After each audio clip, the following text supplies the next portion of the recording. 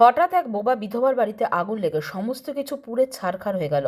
তার সঙ্গে থাকতেন তার বিধবা বোনও। এমনই ঘটনায় চাঞ্চল্য ছড়িয়েছে মালদা মানিকচক ব্লকের চৌকি মির্জাদপুর অঞ্চলের রাজনগর গ্রামে। দুই বিধবা বোন মতেজা বেওয়া ও জারিনা বিবি একই ঘরে থাকেন। সোমবার রাতে পাটকাঠি দিয়ে উনুনে রান্না করছিলেন। সেই উনুন থেকে আগুন বাতাসে করে ঘরের মধ্যে ছড়িয়ে পড়ে। তাদের দাবি বাড়িতে রাখা নগদ প্রায় 30,000 টাকা সহ বাড়ির সমস্ত সামগ্রী আগুনে পুড়ে ছাই হয়ে যায়। শুনে নিন কি বলছেন দুই বোন।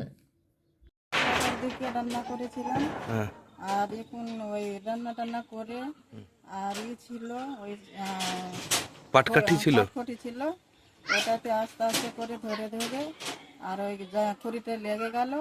ওখান থেকে পুরা ওই ছিল মিটার ছিল, ওই মিটারে আগুন ধরে নিল। আর ওখানে ছোট্ট বাচ্চা আরও ছিল, ওদেরকে বাঁচার জন্য আমাদের ক্ষতি হয়ে গেছে, পুরা গোটা ঘাট পুরা জ্বলে গেছে। আচ্ছা, বলছি বাড়ির সমস্ত কিছু? হ্যাঁ, সমস্যা ছিল। 30,000 টাকা ছিল, ওইটাও পুড়ে গেছিল। নতুন নতুন কাপড় ছিল, ওইগুলো সব পুড়ে গেছিল। কি দাবি রাখছেন? আমি তো দাবি লাগছিলাম কি কিছু আমাকে সরকার থেকে টাকা পয়সা দিত, আমি বাড়ি ঘর করতাম। কে কে থাকেন এই ঘরে? এখানে আমরা দুই বোন থাকি। কে কে, নাম কি? আমি জারিনা বিবি, হ্যাঁ। আর একটা মনেজা বেওয়া ছিল। আচ্ছা আমরা দুই বোন থাকি এখানে। ওর বোর মরে গেছে, আমার স্বামী আমাকে ছেড়ে দিয়েছে। আচ্ছা আমি এখানে দুই বোন থাকছি। আচ্ছা। কি আচ্ছা, কি নাম আপনার? আমার নাম জারিনা বিবি। এটা কোথায়? এই কালিন্দ্রিতে, রাজনগর। আমাদের আমরা এসছি এখানে আর কি, কালকেও এসেছিলাম সন্ধ্যাবেলা। গতকালকে 16 তারিখে আর কি, 16 তারিখ সন্ধ্যা 6:30 নাগাদ আর কি, হঠাৎ করে রাজনগর গ্রামে একটা বাড়িতে আগুন লেগে যায় আর কি।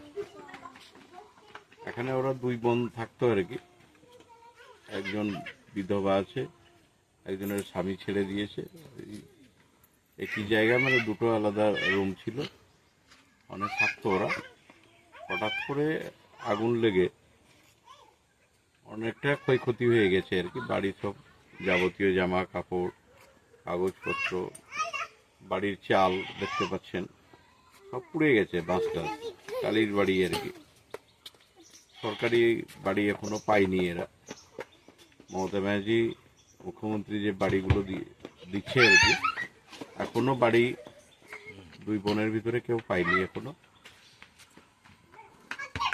অনেকটা ক্ষয়ক্ষতি হয়েছে। আমি থানাকে জানানো হয়েছিল, আমাদের আইসি সাহেব থানার গাড়িও পাঠিয়েছিল সন্ধ্যাবেলা, এবং আমি সঙ্গে সঙ্গে আবার এখানে আসি।